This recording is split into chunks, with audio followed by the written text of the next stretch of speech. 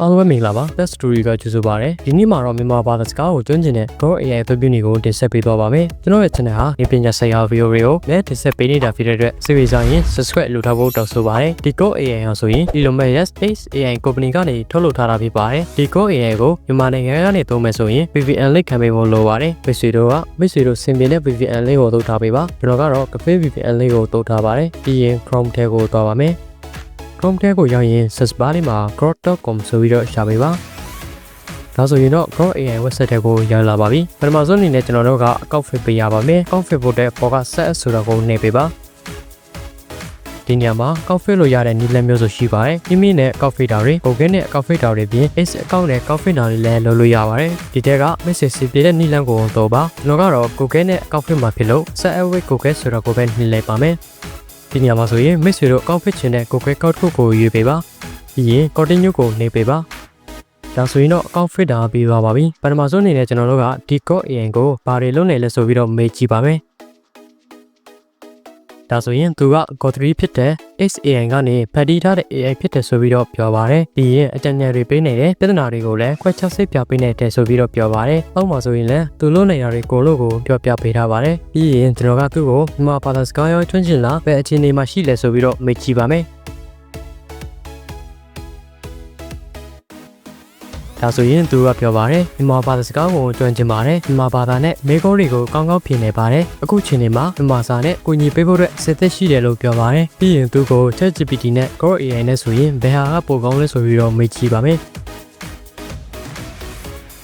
ဒါဆိုရင်တော့ရှင်းကြည့်ရတာဟာခက်တယ်ဆိုပြီးတော့ပြောပါတယ်။ Go AI ကတော့တချက်လက်တွေကိုချိန်နဲ့တပြေးညီရှာဖွေပေးနေတယ်လို့ပြောပါတယ်။ ChatGPT ကတော့နောက်တက်နေတယ်ဆိုပြီးတော့ပြောထားပါတယ်။ပြီးရင် Go AI ကမြန်မာစကားကိုတပွားကြပြောနေပြီးတော့ ChatGPT ပြောတာတွေကတရားဝင်လွန်နေလို့ပြောပါတယ်။ဒါကတော့သူ့ကိုယ်သူပြောထားတာတွေပဲဖြစ်ပါတယ်။နောက်ဆုံးမှာတော့သူပြောထားတာကပိုကောင်းတယ်ဆိုတာကျွန်တော်တို့ပုံမှာပဲမူတည်တယ်။မြန်မာစကားပြောဆိုမှုတွေနဲ့ဖတ်တီးမှုဆိုင်ရာကူညီနေမှာဆိုရင်သူကထိတ်ဆုံးမှရှိတယ်ဆိုပြီးတော့ပြောထားပါတယ်။ဒါကတော့သူ့ကိုယ်သူပြောထားတဲ့စကားတွေဖြစ်ပါတယ်။နောက်ထပ်အနေနဲ့ကျွန်တော်ကသူ့ကို20အရွယ်မှာဘာတွေလေ့လာထားတင်တယ်လဲဆိုပြီးတော့မေးကြည့်ပါမယ်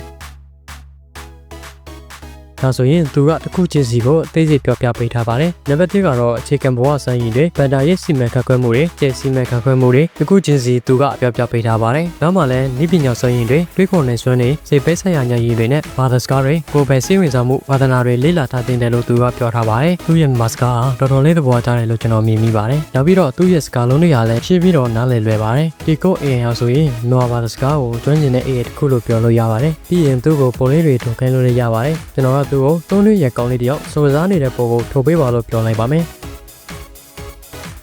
ဒါဆိုရင်သူကလေးလေးတယောက်ရဲ့ပုံကိုထုတ်ပေးပါတယ်ပုံရီထိုးမယ်ဆိုရင်တော့ IDEO ကန်တွေ Leonardo AI တွေလောက်တော့မရပါဘူးဒါပေမဲ့စီမီတန်လို့ပြောလို့ရပါတယ်နောက်ထပ်အနေနဲ့သူ့ရဲ့ icon လေးတွေကိုကျွန်တော်ကပြောပြပေးပါမယ်ဒီအောက်မှာဆိုရင် attack file တွေနောက်ပြီးတော့ deep thread တွေလည်းရှိပါတယ်ဒီဘေးကတော့ Go AI ရဲ့ version တွေကိုရွေးလို့ရတဲ့နေရာပဲဖြစ်ပါတယ်အပေါ်က Go AI ရဲ့ logo ဟာဆိုရင် chat thread ခုကိုခေါ်တဲ့ဟာဖြစ်ပါတယ်ဒီ icon လေးကိုနေလေပါ